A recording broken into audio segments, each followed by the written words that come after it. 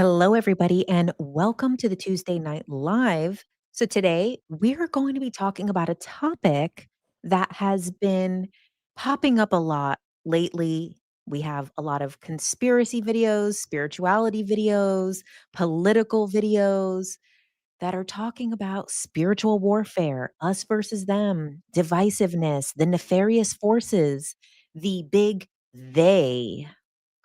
And as you guys know, I've said a million times that I am like the number one conspiracy theorist.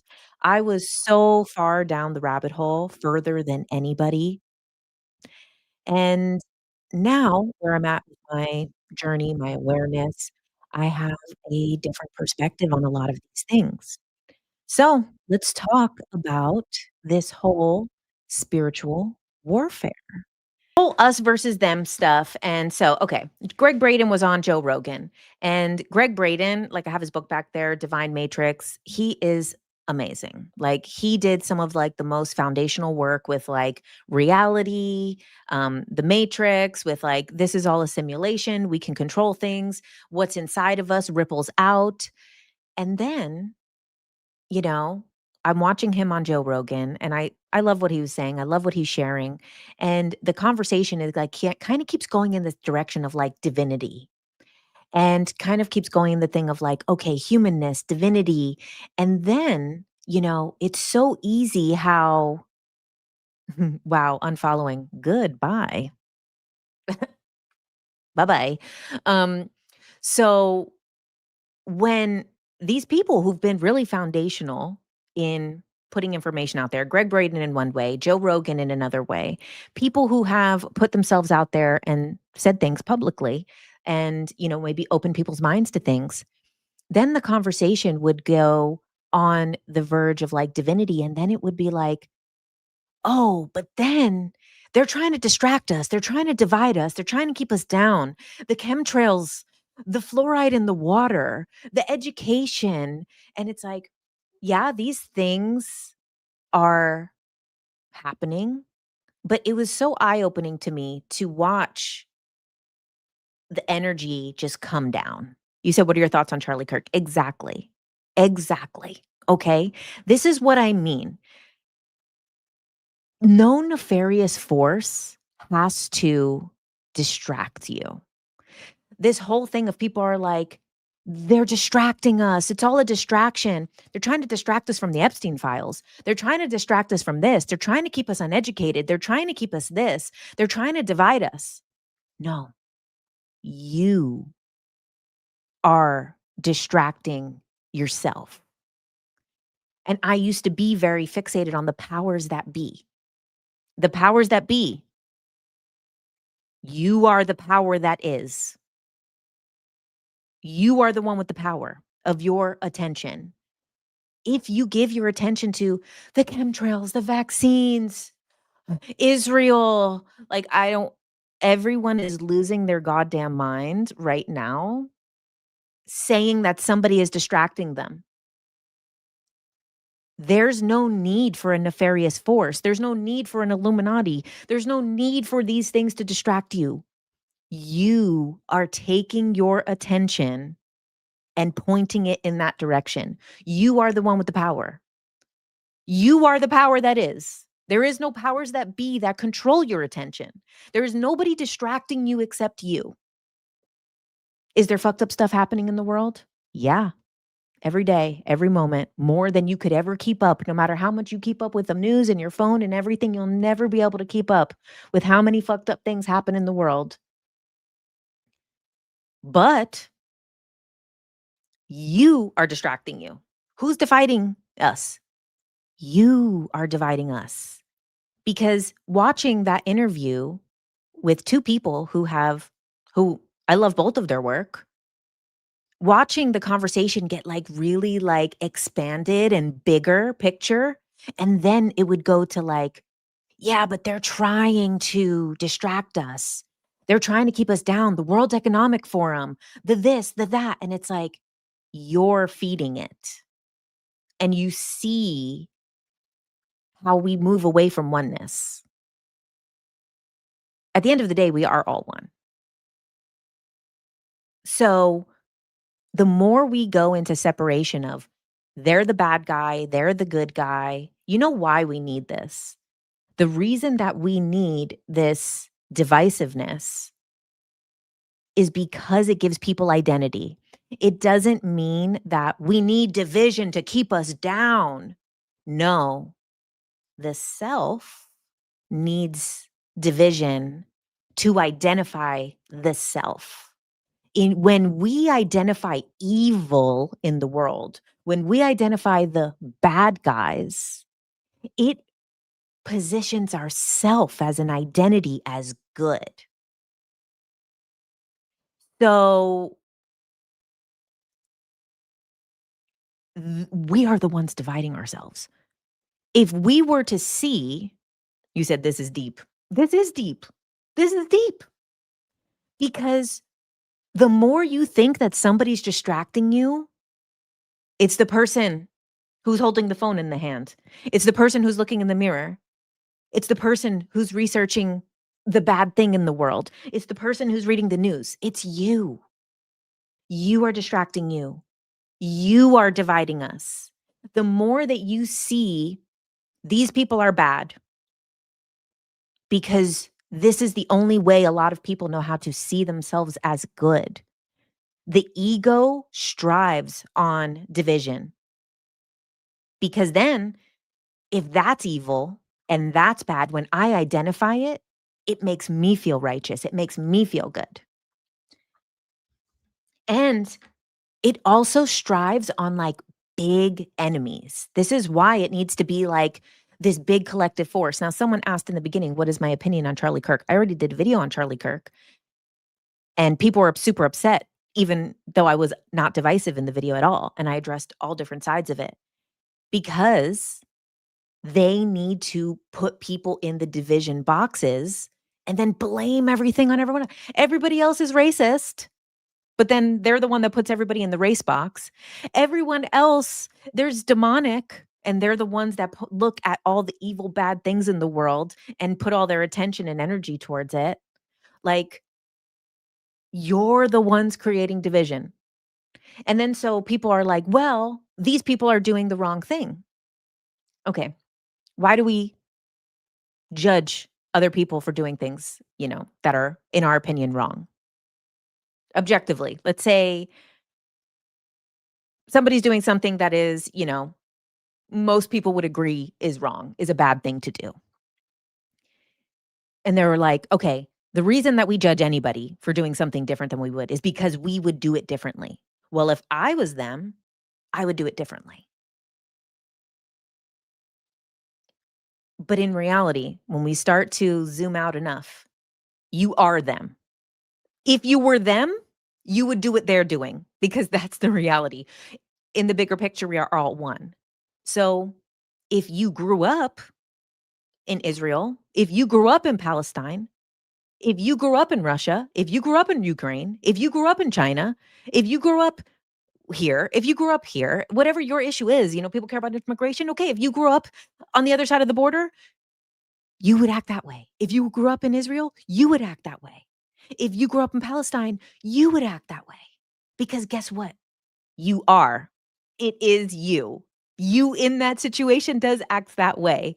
If you were a billionaire and if you were Jeff Bezos and if you were Elon Musk, then you would act differently.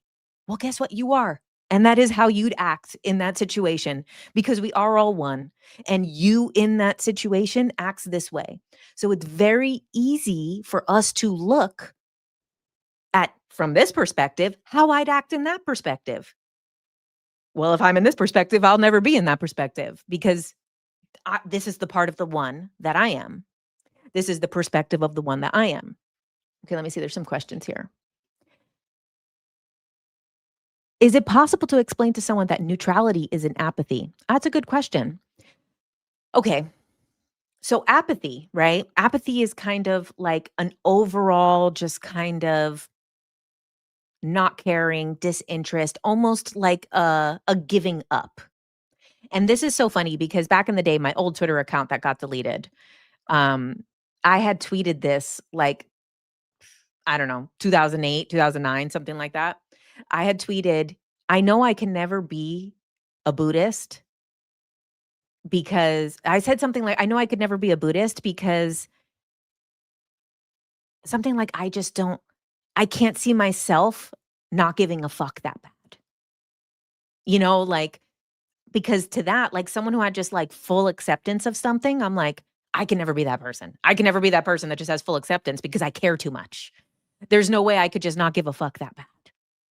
And now I have a different perspective, and now I get it, and it's crazy. I think about that, and I'm like, I literally thought it was crazy for people to just, like, not care about something or just be unbothered by something and to not, like, give a shit.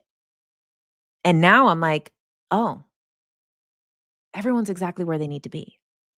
Every aspect of humanity is exactly where it needs to be because of those circumstances that they're in, that they're growing in, that they're living in. And a lot of this stuff, so, like, the question is, explain that neutrality isn't apathy.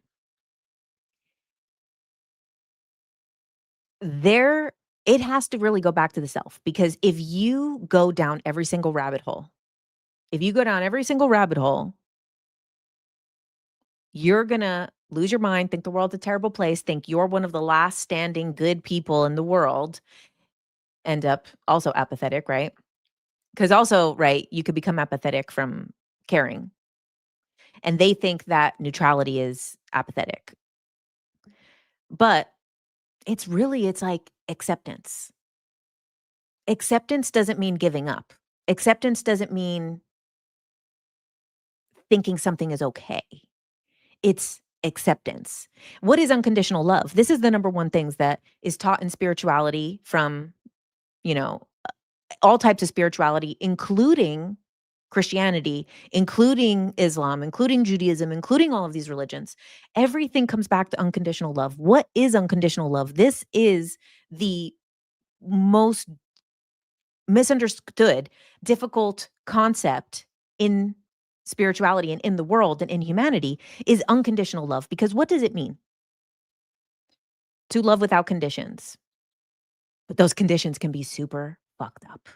Like, to love someone even though they do the bad thing. Now, what is love? Love is acceptance of something, right? Is pure acceptance. So, yeah, it's easy to be compassionate and empathetic and caring to the victim of a situation. Unconditional love is also being empathetic and caring to the perpetrator.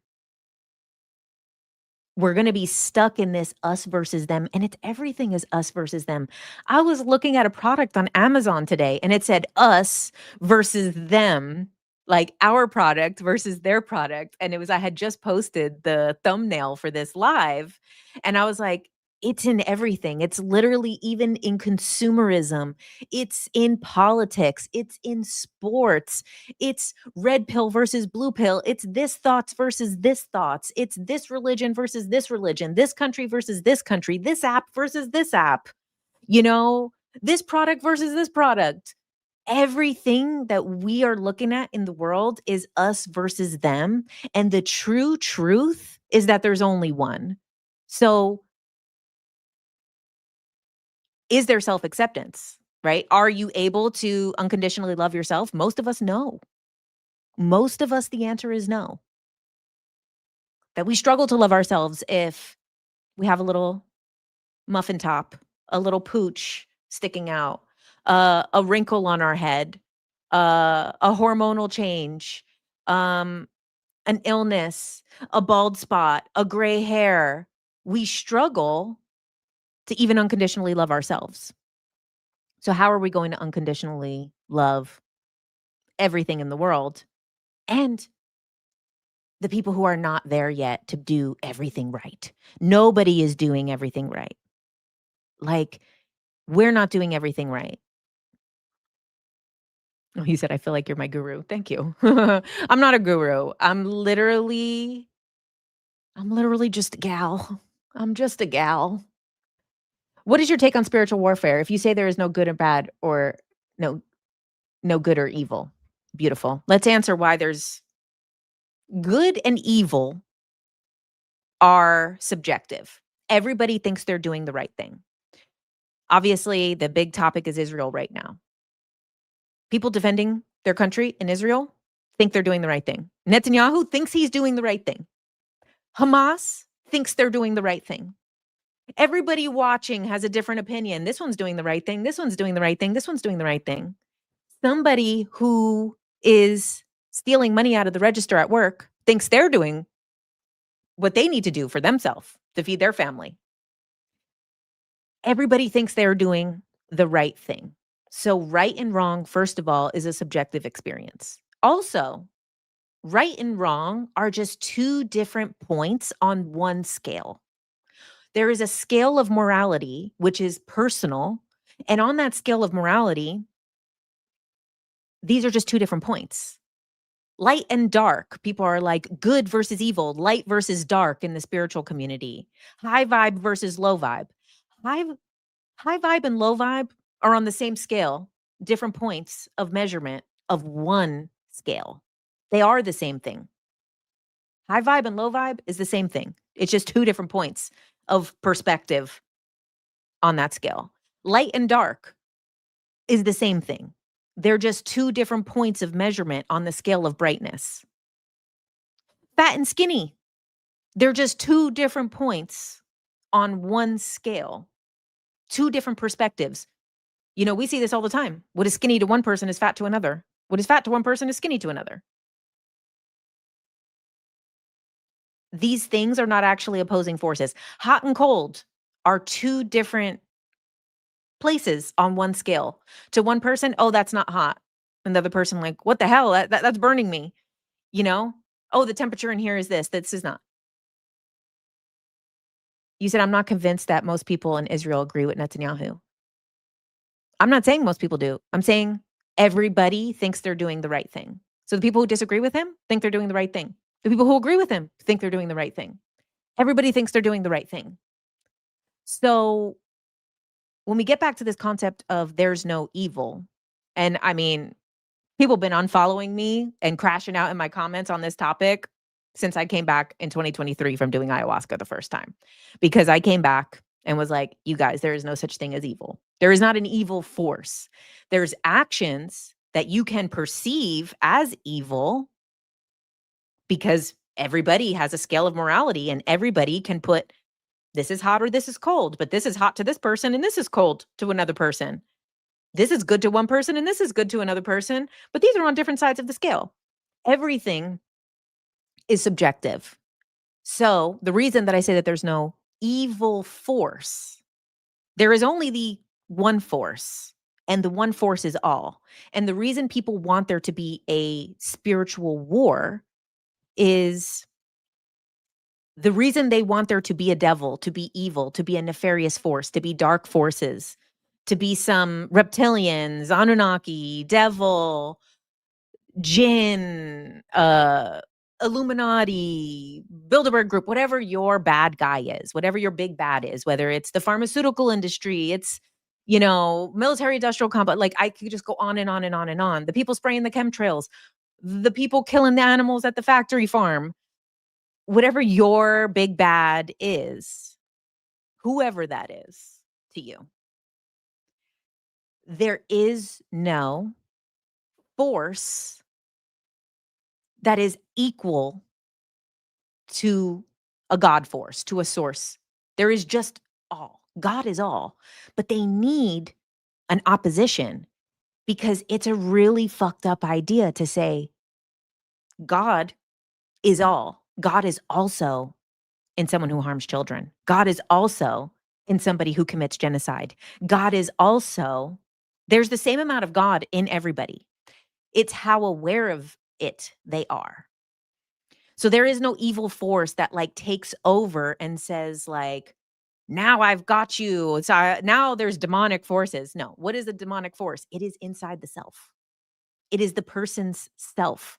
And when people forget that they are divine, how do people forget that they're divine? How do they forget that they are a spark of God and the same spark of God as everybody else. It's because they're wounded, they're hurt, they've been neglected, they've been shamed, rejected, shunned. The most evil people in the world have usually been through the hardest things. So they feel unlovable, they feel unworthy, and they become so far from this spark of light that is in every single person and every single thing that they act in a way that they've forgotten who they are. So if you fight evil, you don't stop that. You don't stop that person from being bad, feeling unloved, feeling hurt. This is why unconditional love is the only thing, right? And this is why they say God has unconditional love. This is why they say the universe is only unconditional love. The source, the universe, like whatever you want to call it, is only unconditional love. Because whatever this force is to you, whether it's God, whether it's the universe, whether it's some conscious force, it loves the person who does the worst thing as much as it loves the person who has devoted their whole life to it. That is unconditional love. Loving so much that you can forget who you are, that you can make mistakes, that you can do something without knowing better. This is because we're all one. And there's all these different perspectives of experience. So there's no evil force behind it. It's people who have forgotten that they are light, that they are God, that they are lovable, that they are worthy. What about evil things happening to kids, which is the first thing that people always say? Those people, every single person who does evil things to kids had evil things done to them, have had their spirit broken, have had no sense of love in their life, have made themselves feel so disconnected and so low that they have forgotten that they're just as much of God and love as you are. But our ego needs to separate it. Our ego's like, I can't be the same as that person. That person can't be a part of the same consciousness force that I am. And what's the wound in us? And so, I mean, one of my favorite books is a children's book called The Little Soul in the Sun. And the story is very simple. This little soul, which is a part of God, part of consciousness, becomes aware of himself. And he's like, I am the light. I now know what I am. I am light. And God's like, well, what part of light are you? And it's like, oh, what part of light am I? And he's like, well, you could be any part of light that you want to be. What do you want to be? And he's like, oh, I want to be the part of light that is forgiveness. Forgiveness is a great thing. I'm good. I want to be forgiveness. And then God's like, okay, well, what are you going to forgive? And the little soul is like, oh, well, I don't have anything to forgive. Well, damn, how can I be the part of light that is forgiveness? And then another soul comes forward and is like, well, I can help you to be the part of forgiveness, the part of light that is forgiveness, but I'm going to have to forget who I am and become so dense and do something to you that is so unlike me, which is also light, another part of light. It's like, I'm going to have to do something to you to make you forgive something. And what it said, which is the part that always makes me cry when I read it, is it says, but when I go and I make myself dense and I make myself dark to be that thing for you to forgive, please don't forget the way that I am now. Don't forget the light that I am, because I'll become lost and you'll become lost too. And then we'll both become lost. And then another soul is going to have to come and try to help us, remind us that we are both light and that we are both this. So when we cannot see light in everybody, we have also forgot it in ourselves. And when you're reminded of the light that you are, you can see it in everyone and every situation. Does that mean I'm still judgmental as fuck? I still talk shit all the time. I still get super triggered. I still drove my husband crazy all week because I had PMS. Like, I still started problems about nothing. Like, it doesn't mean we're perfect. But if we are the reason why this us versus them is happening is not, and when we see other people as evil, it's because we have forgotten our own light. And what we're doing is grasping to try to find our own light by saying, well, that's bad. And bad is different than me. And that's how I know I'm good. And that's an evil person. And I need justice on that person. And that person's wrong. And that person's bad. And that's the only way to remember that I'm good. But that's not really feeling what you truly are and feeling God, light, source, who you truly are. Because then you do know it's in everyone. You said wait till menopause. Oh, Lord. What book is this from? It's from The Little Soul and the Sun by Neil Donald Walsh. And it's the children's book version of Conversations with God. I've been seeing shadow people since age 4. I am now 62 years old and highly developed with a multiple set of skills from heaven.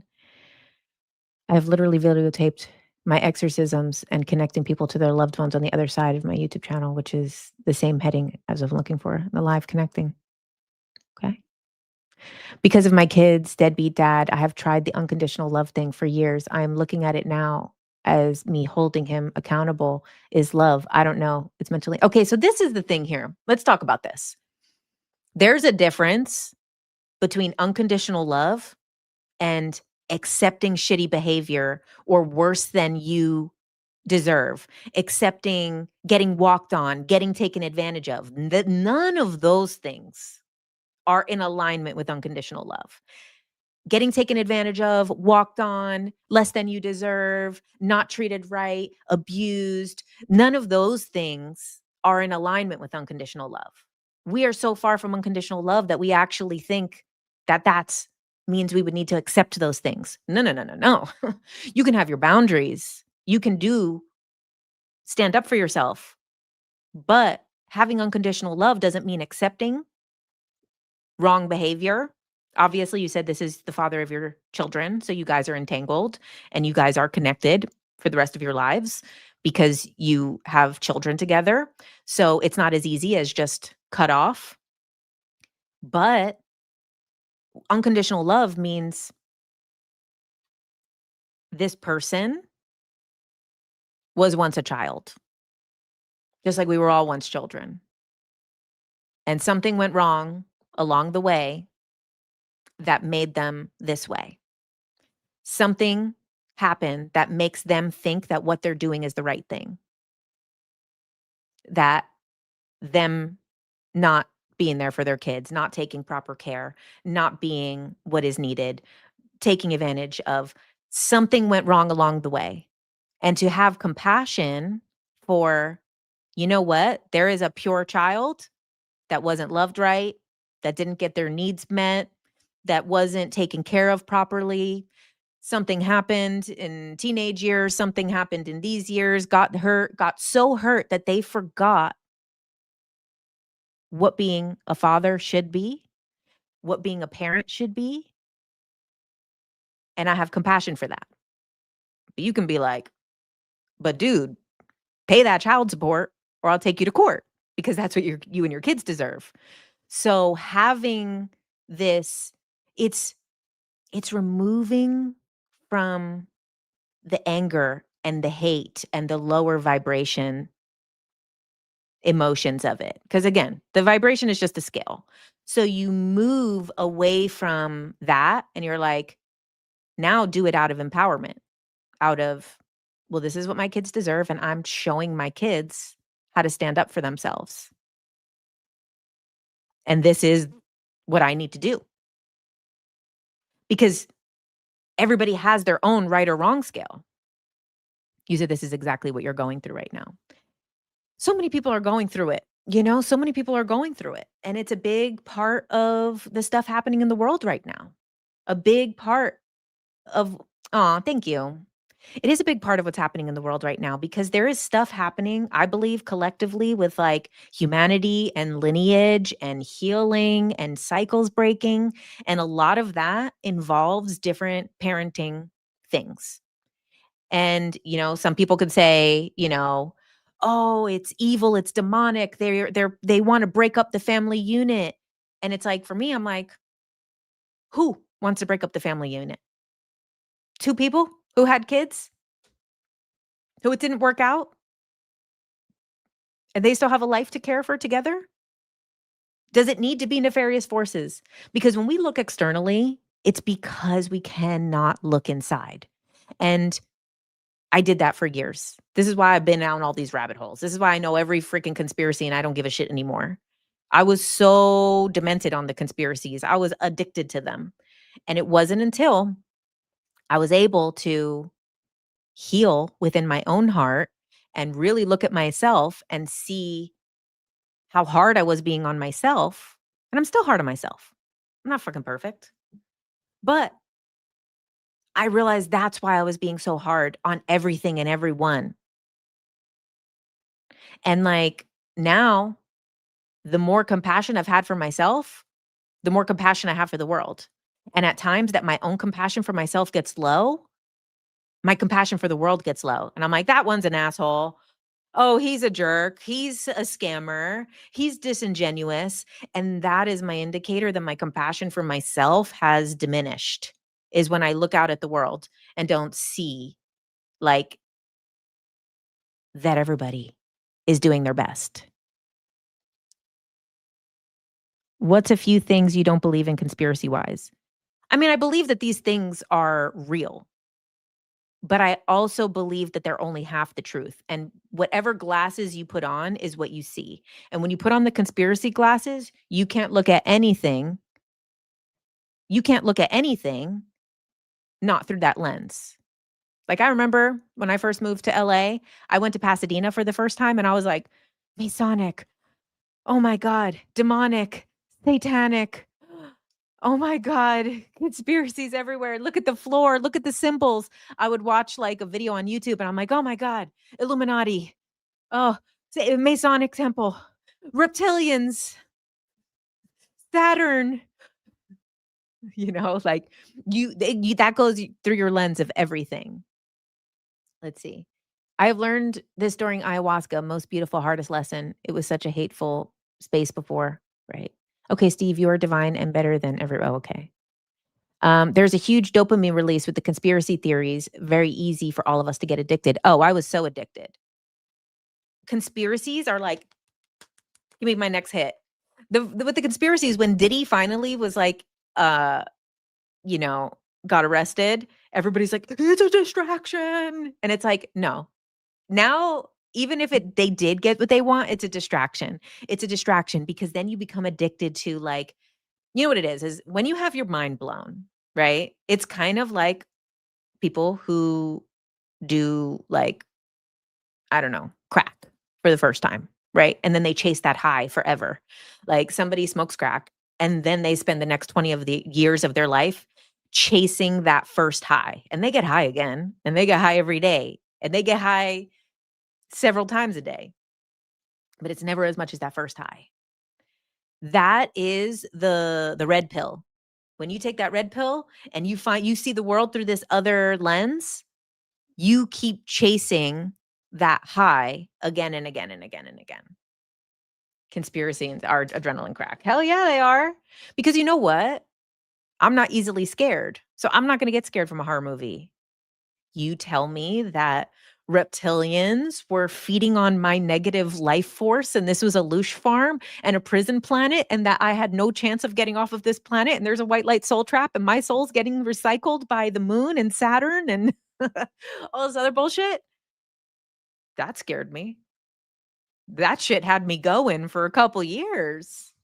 That was the real drug. Thank you. Thanks for the super chat. As inside, so without, right? Okay, so yeah, the rush of discovery.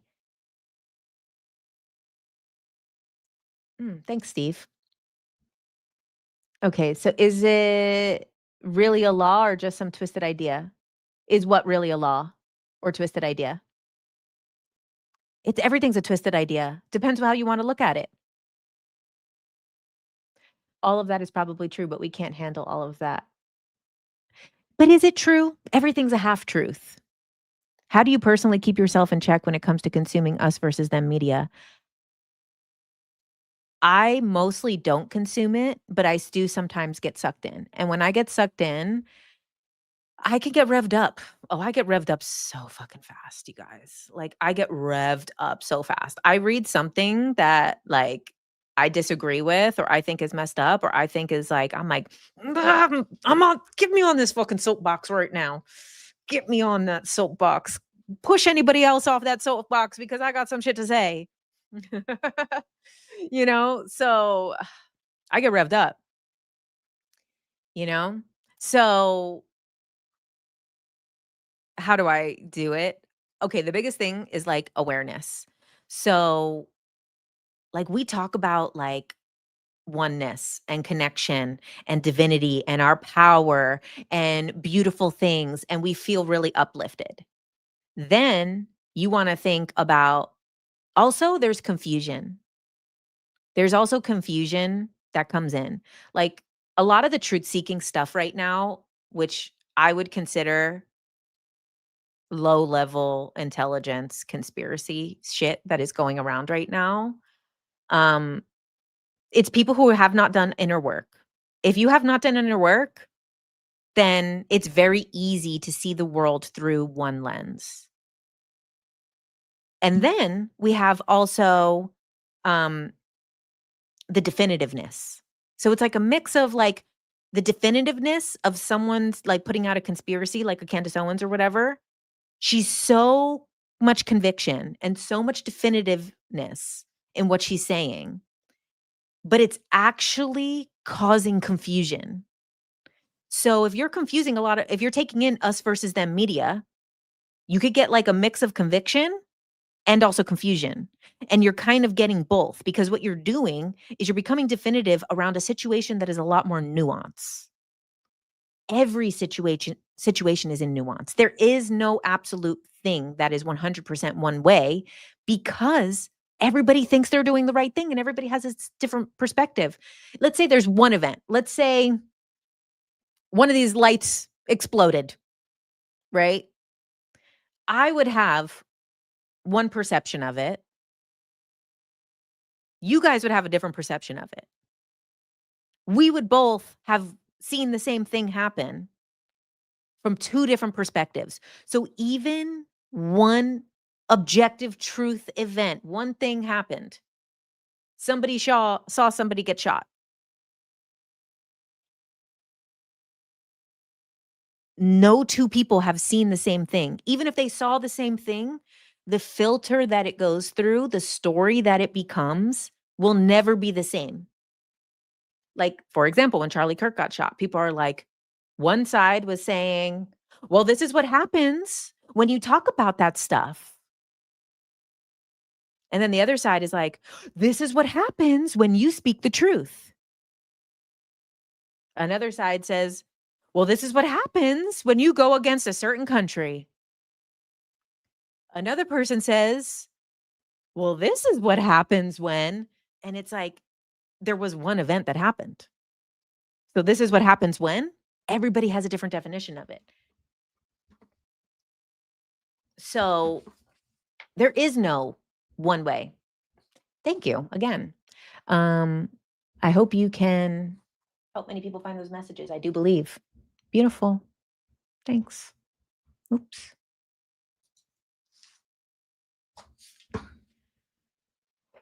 I've been heckin' humbled when I consumed conspiracy information too quickly without looking beyond the single video I saw or article and read. That's true.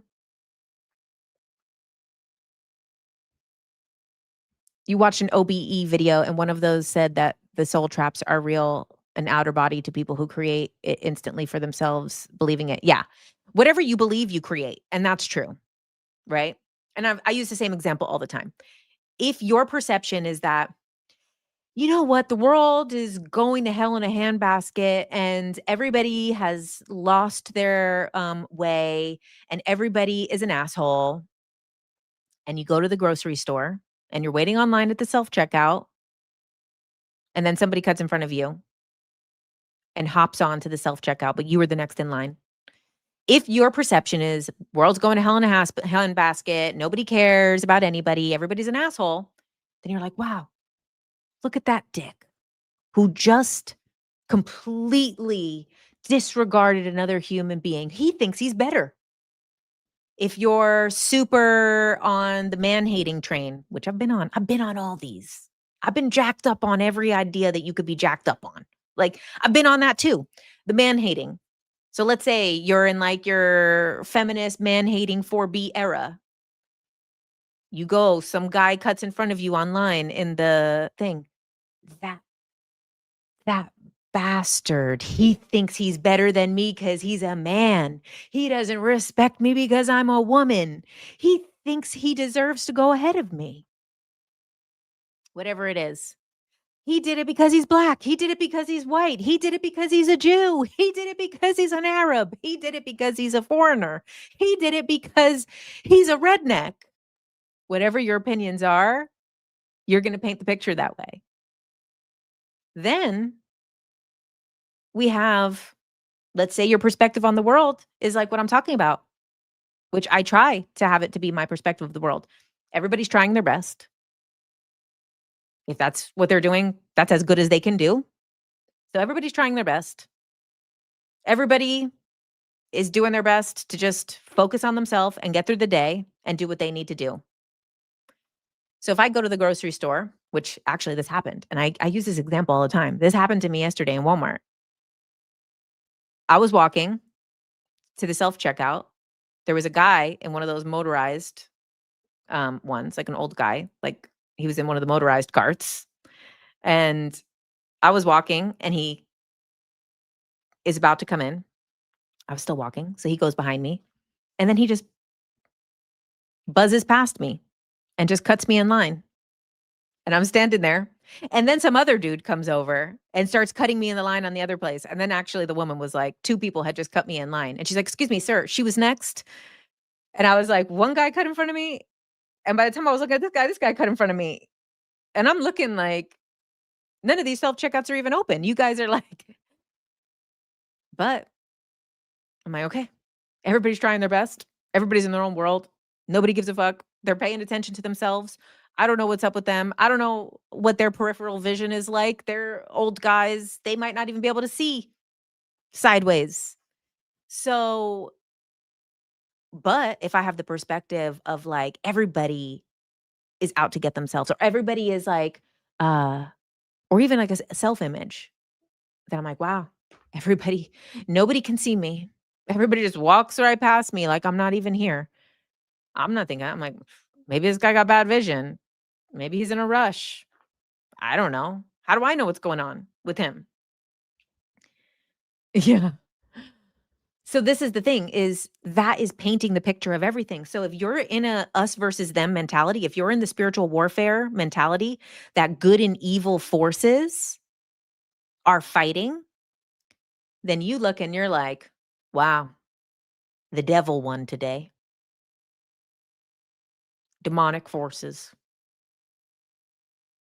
And that's the thing, especially with the political stuff. Everybody is then getting fed into their own things. So we got the conservative people thinking that the liberals are like, trying to, do weird shit to kids in school with like the gay books. You know what I'm talking about. Some of those gay books are weird for kids. So objectively, some of those things are weird, right? But those are just like a couple of books. But then we have people that validates it. And now they're like, well, all liberals want furry sex, drag queen, trans kids in school. And then they just validate it and they use one little example to amplify it, like someone cutting in line. Well, yeah, nobody cares about anybody anymore. The world's going to hell in a handbasket. So we use one little detail to validate our perspective. Is that the truth? No, it's one little detail. And then we have the other side, right? That is like the liberals think that the conservatives are like the most hateful people ever. They hate everybody. Oh my gosh. Like, and it's like they'll see one video or one comment and they're like, "See?" And the same thing like with all of the anti Israel stuff right now. So then it's like every single thing. Like if I see another conspiracy video, like making everything about Jewish people, like they're using one detail to depict everything. Like it's every single thing. We're using these things to validate our own perspectives and opinions. These are not the truth of reality. The truth is that most things are in nuance. There is no objective truth. All truths are half truths. If you think you know the truth, it means you don't have enough information yet. That's why one of the greatest quotes of all time is the more I learn, the less I know. The more I learn, the less I know. Cherry picking your own perception to feed your inner beliefs and narratives. Yeah, exactly. You said even a gay YouTuber says these books are inappropriate. Right. And there's a variation of everything, right? Two separate countries, right? Bunch of different countries. We got what, like 200, almost 200 countries in the world? Moving to Texas after Miami and your family here in Texas is furry hunting as I write this. And that's what the thing is. Everything feeds into this us versus them mentality. And then, like I was talking about Greg Braden and Joe Rogan, like they started to talk about things like divinity, and then they started to talk about evil. And he was saying evil is anything that denies humanness. And I kind of like that perspective. But then also, I think of another one of my favorite quotes, which is nothing human is alien to me by Maya Angelou. Until we can get to this place of nothing human is alien to me, which means if there's people killing in the world, if there's genocide, if there's war, that is part of humanity. And until each person gets to the point that understands that every single human is capable. Would you do this in your circumstances, in your shoes? No, maybe not. If you were that person in their shoes, with their circumstances, with their perspective, and we need to release the fact that, like, people are doing things nefariously. Most people are not doing things nefariously. You know, Mami Onami, who you guys know, I love her work. I had her on my podcast. I really admire her work. And she talked about in her relationship recently was one of the revelations that she had in her relationship. And I think she's been with her husband for like 8 years. And she said one of the best things she did was to not look at her husband's like say she asked him to do the laundry and he forgot to do the laundry or he didn't finish doing it. He left it in the this is just an example. That wasn't the example she gave, but like let's say he left it in the wash and didn't move it to the dryer. She said that like before she would kind of frame it around like other things like, "Oh, he doesn't respect me, or he doesn't care, or he doesn't listen to me, and he doesn't listen to me because he doesn't respect me, or it's because he," and it equates to all of these other things and fills this narrative around our fears, our insecurities, ex instead of looking at the objective truth, which is he forgot. He didn't forget because he doesn't love you. He didn't forget because he doesn't respect you. He didn't forget because you don't mean anything to him. He didn't forget because he's a bad person or stupid or this or nefarious or wants to hurt you or is playing games with your mind. He forgot, period. That's what it was. And when we can look at these things more objectively without filling in the blanks of our own wounds, without filling in the blanks of our own insecurities, we're going to look at the world in a very different way. Like, this is something that I'm working on right now. Like I told you, I had PMS all week. I was fired up all week. I'm fired up right now. And like the smallest thing, I would equate it to something more in my mind because my perspective is getting painted by my feelings, and my feelings were feeling off. So then it's getting painted by my wounds, by my insecurities, by this, by that. You said, do you believe life happens for us, not to us? I believe life happens. And then every person has their choice to look at every single situation in that light or dark perspective. Life happens, period. Now, do I look at that and say, this is happening to me? Or I look at it and I say, this is happening for me. We have that decision every single day in every single choice. And sometimes we'll fall short. I fall short with that. Like, my husband was going to go outside and journal the other day. And I was like, he just wants to get away from me. He can't stand me. Wow. And it's like, it wasn't that serious. He is going to journal, period. He wants to. It has nothing to do with me or how he feels about me or anything. But when we're caught up in feelings, we're not able to just see things. And this is like what we're doing all the time. This is what people are doing when they look at Charlie Kirk. They filled it with their own stuff. It's this, it's because this is what happens if you don't gun violence. This is what happens when you spread hate. This is what happens when you disagree with Israel. This is what happens when you speak your mind. This is what happens when you stand up. This is what happens when you get powerful.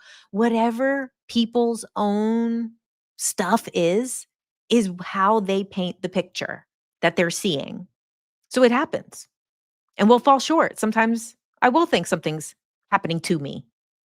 And sometimes I think it's happening for me. And sometimes I'll think something's happening to me, and then I'll calm down a little bit and change and be like, "You know what? That happened for me." Let's see. Confirmation bias, exactly. I was called upon to lay hands. Okay.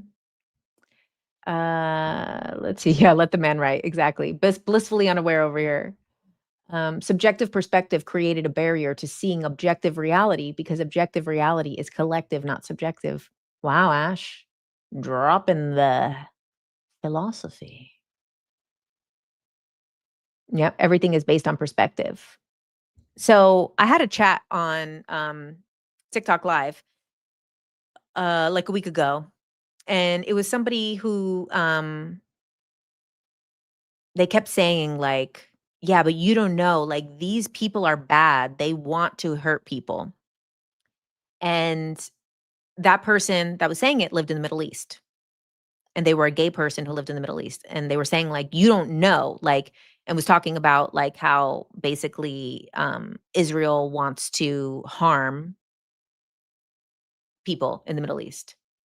And I started to like ask some questions with this person. And I was like, well, um, they started to talk about then the religion. And then they were like, well, I could get killed for being gay. And I'm like, are those people evil? Someone who would kill you for being gay? And they were like, no, that person's brainwashed because that was the same culture and the same religion. So within the same culture and religion, they're like, no, they're just brainwashed. They're good people, but they're brainwashed. And I'm like, so how do you know the people outside of your culture are not the same? They're not just brainwashed into, someone killing someone for being gay or someone imposing on a land that they think they have the right to. Like, everybody thinks that they're doing the right thing. And we could call it brainwashed, whatever you want to call it. What got me was people commenting on how much money his wife was getting and totally discounting her grief because of that. Right. No, the stuff of attacking Charlie Kirk's wife, this is separation. Like, imagine being in that horrible position. Like, people are not able to put themselves in other people's shoes anymore. If we were able to put ourselves in other people's shoes, it's very easy to put yourself in the shoes of, you know, a victim somewhere.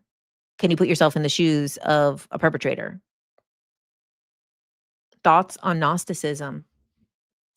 I mean, I have not studied Gnosticism. I think I've talked about some aspects of it. Like, I don't know the whole of it. I've talked about it with, the concept a lot of like the archon thing. A lot of people talk about the archons similar to like the white light soul trap or similar to like this like prison planet concept. Um, I think there's many different stories telling the same thing, which is also perspective, right? If there's like a certain aspect of Gnosticism, because Gnosticism is essentially about cosmic and spiritual warfare. Right. Yeah. I was thinking it's very similar to the same stories that we have now, right? Good versus evil, reptilians, Anunnaki, whatever your flavor is, everybody has a flavor of it, you know? And this concept of spiritual warfare, if you believe it, you will see it everywhere. So, whatever you believe, you'll see. If you believe you can do something, you'll do it. If you believe you can't do something, you won't. If you believe that there's spiritual warfare, then you're going to see that in everything. Gnosticism has a lot to do with the divine spark. I mean, tell me what books to read.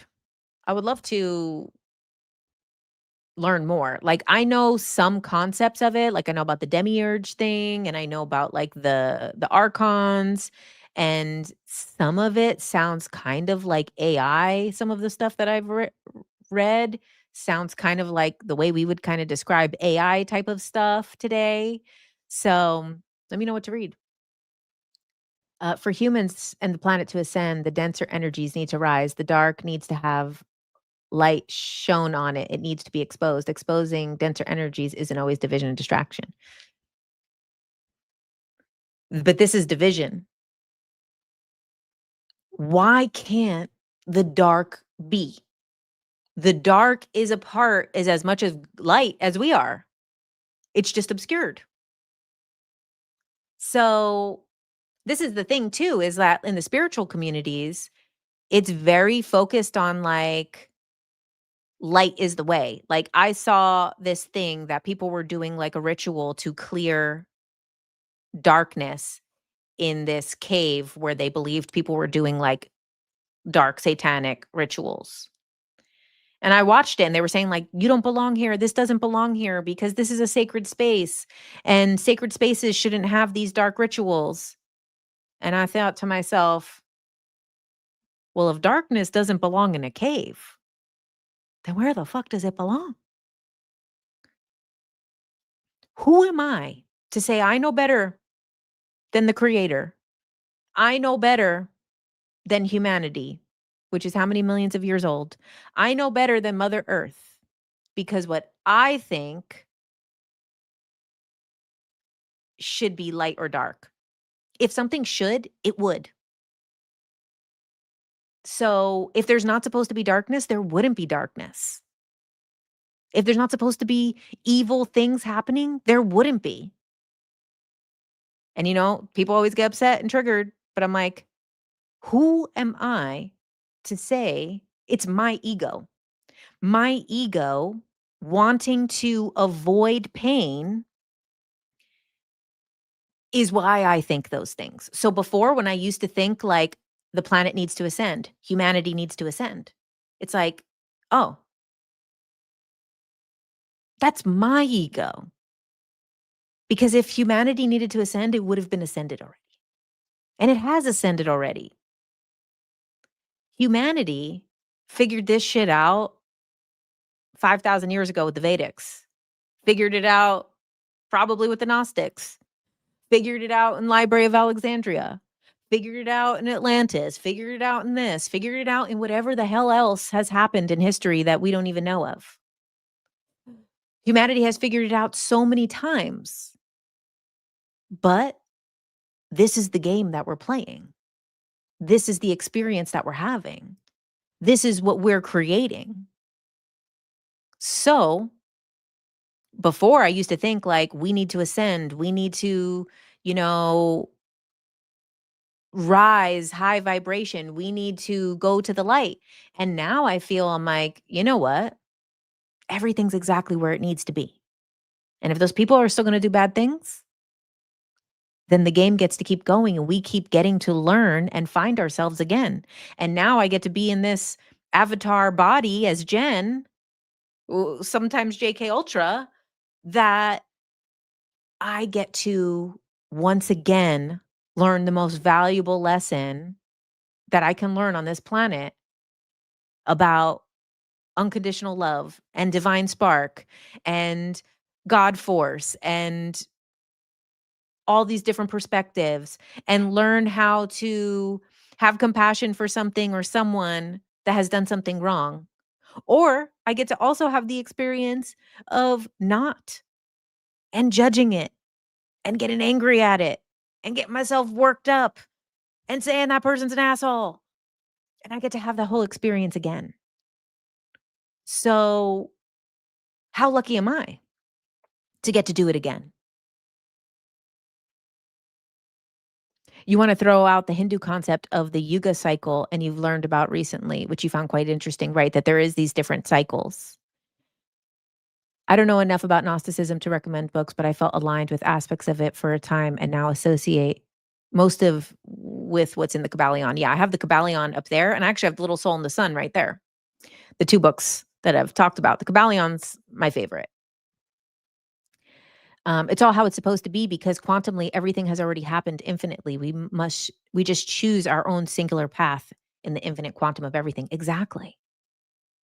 And when I had that meditation at Monroe Institute, that I saw the Library of Alexandria and I saw it get attacked and burned and all of that, and I was inside of that old man's body. I'm not saying it was a past life. I just experienced it through a person that was like there. And this old man watching them burn all the information of Library of Alexandria and he was the keeper. He dedicated his whole life to this place and this information. And this was like his life's work and his passion. He saw it burning and he got so excited and he said, "Oh, good. We get to start over and do it again." Like, oh shit. Humanity is gonna do it again. We're gonna get to figure everything out and try all the things and go into the dark ages, go into the new age, to the light, to the dark, to this, to that. We get to do it all again and we get to figure it all out again. And he was excited. And he said, what he was in his mind saying was that information is never lost. We can forget information, but it's never lost. And there's the pleasure of learning it again in a new body, in a new avatar. What's the other book that I referenced? The Little Soul in the Sun. It was what I was talking about before, the children's book. Let's see if I have any other. I had a couple of notes here. I didn't go off of them. But the separation, I think I keep not getting to the Greg Braden thing. Greg Braden laid such a beautiful foundation, and I love his work. But it is interesting watching so many great minds kind of pull more towards, like, he was talking about World Economic Forum and transhumanism and things that are, evil are what take away humanness. And it's like, is that evil? You know, everything is human. AI is a human creation right now. Like, war is a human creation. Everything is human. Like, all of these things. But the yuga and the samsara are inherently the evil of the trap of that this planet is. The goal is to get out. But I wonder, if the ultimate God is all powerful, why aren't we out yet? Because I don't want to be. When I had that experience on the ayahuasca, that I thought the universe was done and the game, that Earth was done, I was like, please, no. I wasn't done. I wasn't done playing in the sandbox yet, Mom. I wasn't done yet. Can I stay a little longer? Can I play a little longer? I'm not ready to get out of the sandbox yet.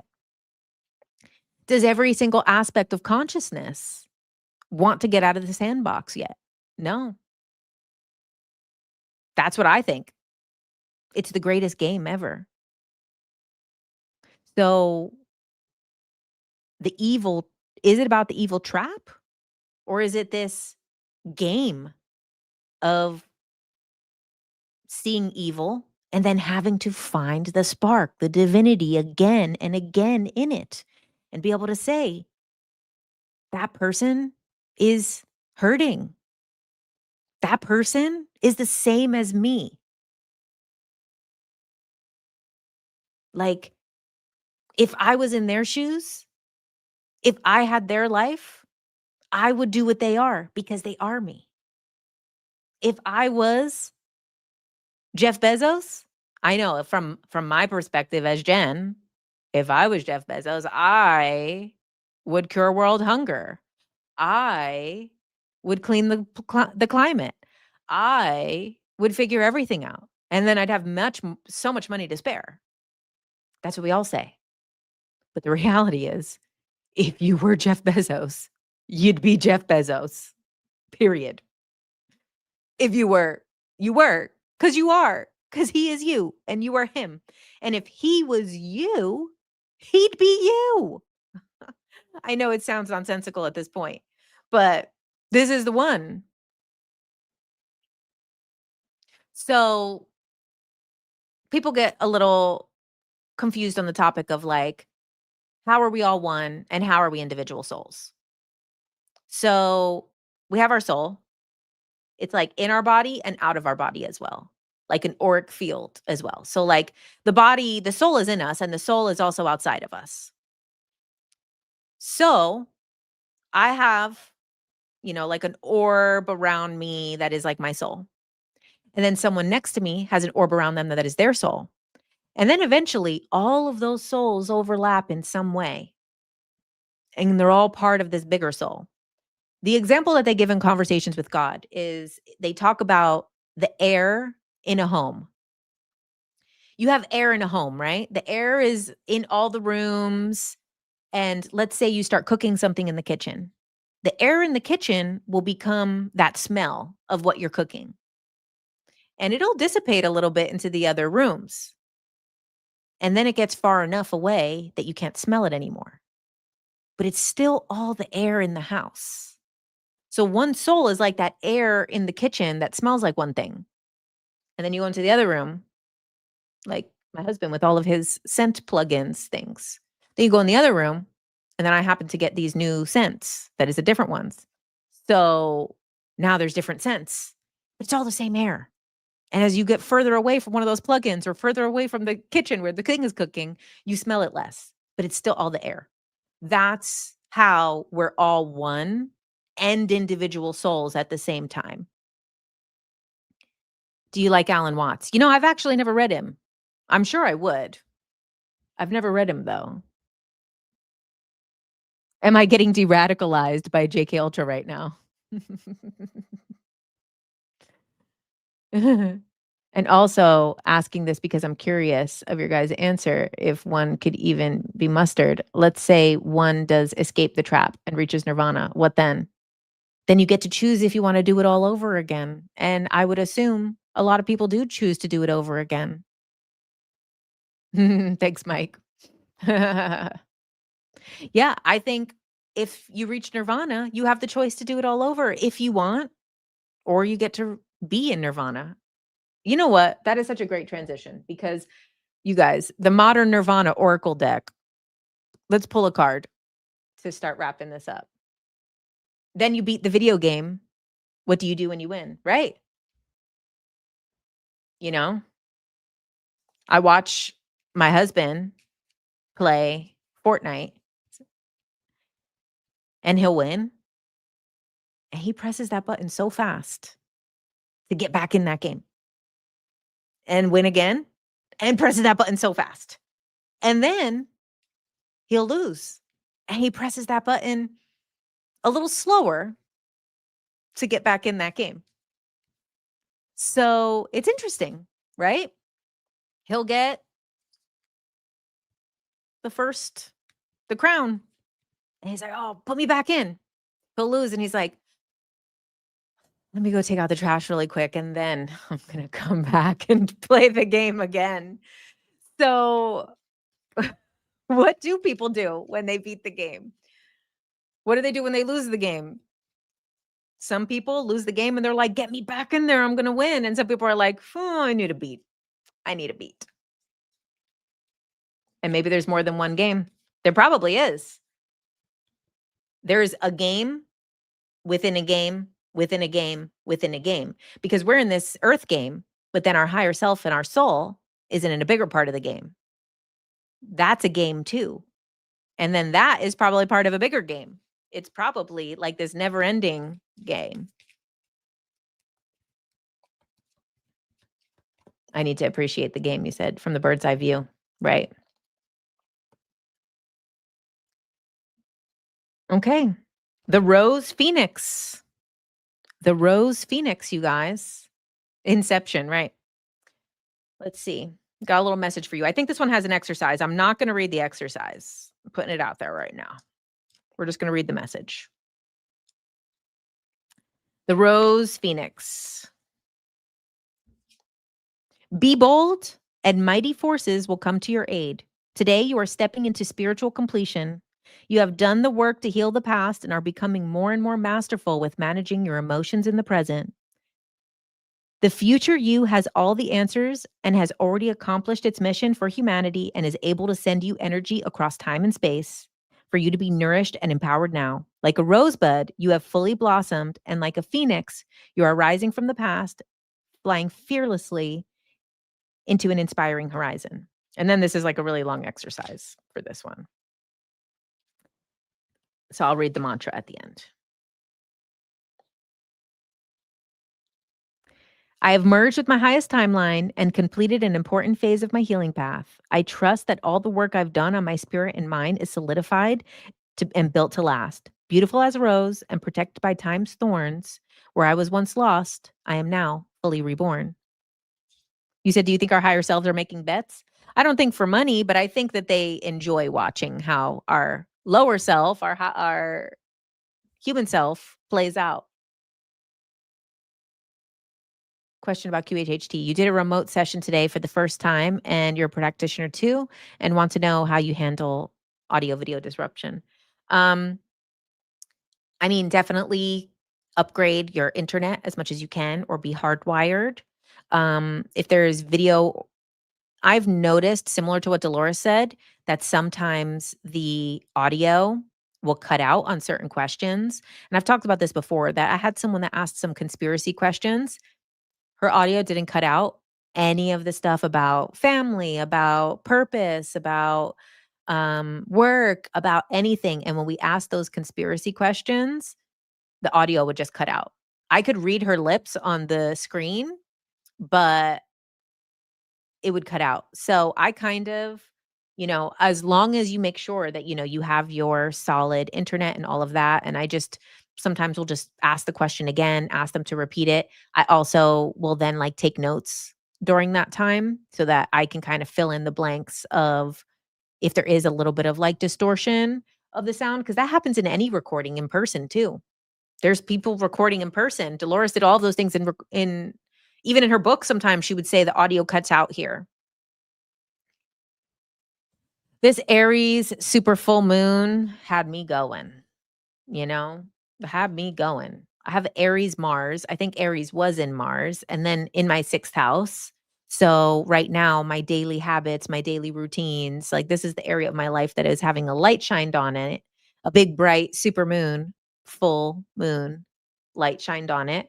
And then Saturn is going back into Aries. So whatever area of your life, is coming up during this full moon is also the area of your life that for the next 2 years is going to be going through new stages, through Saturn, through some hardship, through some discipline. And then that same area of your life is going to be going through this Neptune cycle at the same time too, which is illusion and disillusion for the next like 7 years.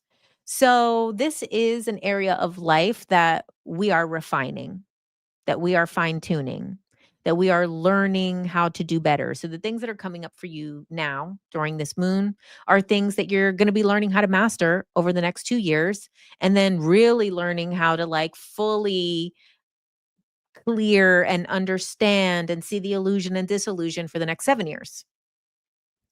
Thank you, Jen, for another terrific Tuesday Night Live. And I hope that Steve booked a few readings off of J.K. Ultra's Leap. The full moon got me. I ended up having a cardiac event causing me to go to the emergency. Oh no, I'm resting today, but need to figure out what's wrong. We got this. Oh, I'm sorry that you went through that. You know, okay, hold on. Let's see. Let's get the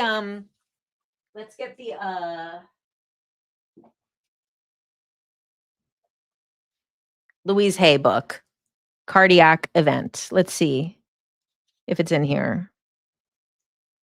Now, of course, get your stuff figured out through the medical, through the doctor. But let's see if there's any cardiac. No. Okay, we'll go to heart. We'll go to heart. Okay. Issues with the heart. This represents the center of love and security. The affirmation for things with your heart is my heart beats to the rhythm of love. Heart attack, myocardial infraction, coronary something. This is squeezing all of the joy out of the heart in favor of money or position. So sometimes people will have a heart attack. We'll see one pattern in their life is that they're working so hard and they're actually like kind of not enjoying the joy, the love, the pleasures of life. A lot of people will have heart things when they do that. And of course, I'm not telling you to take this over medical advice. This is just something to maybe also reflect on as you're working on your medical journey. So the affirmation for that is I bring joy back to the center of my heart and I express love to all. Problems around the heart. Long-standing emotional problems could be lack of joy, hardening of the heart, or belief in strain and stress. This is joy, joy, joy. I lovingly allow joy to flow through my mind and body and experience. Yeah. There we go. I know you're going through some serious stuff. Maybe something to focus on at this time is, how can you also bring more joy and love into your life, into your body? And, I wish you the best with what you're going through. You said, oh my God, what's crazy? I've been having heartburn all day. And my coworker went to the doctor for his cardiac pain too. Oh, that's crazy because the next one was heartburn. I'll read heartburn too. Heartburn is around fear, clutching fear. So it means I breathe. So your affirmation is I breathe freely and fully. I am safe and I trust the process of life. Julia Cannon's book says the same thing. Yeah, I believe it. Well, thank you guys. Thanks for being here. Is there anything else I want to say?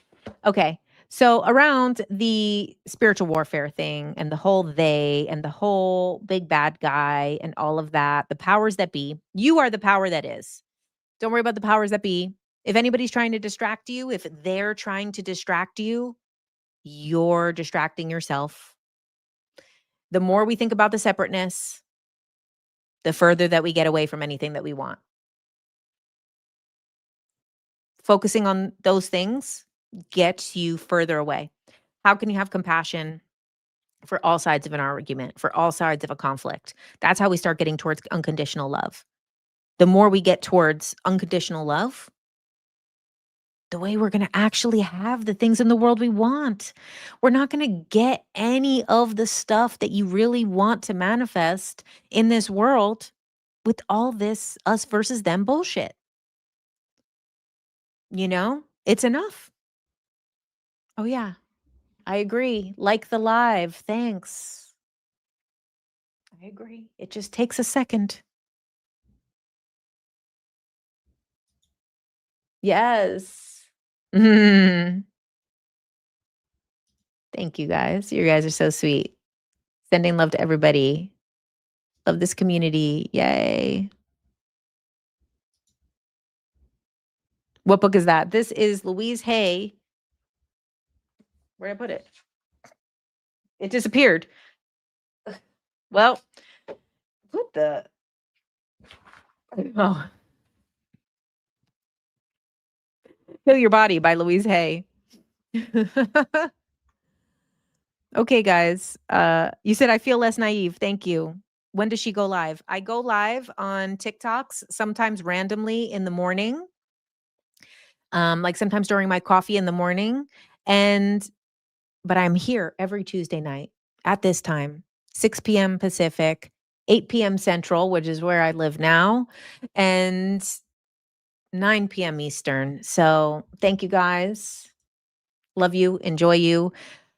And remember, when we find ourselves having us versus them mentality and having this person's bad, this person's bad, this person's bad, this person's bad, in my experience, this is a good indicator of I'm not having enough compassion with myself. I'm not having enough understanding or patience for myself. I'm not having enough tolerance for myself. And what I'm doing is I'm looking at the outside world to judge. So thank you. And 7 p.m. Mountain Time. Yeah, thanks. You're right. You're going on a really scary hike with a sheer cliff drops and tiny ledges over a 5K. You need some motivation to do it and not checking out. Oh my God, be careful, girl. What the? Be careful.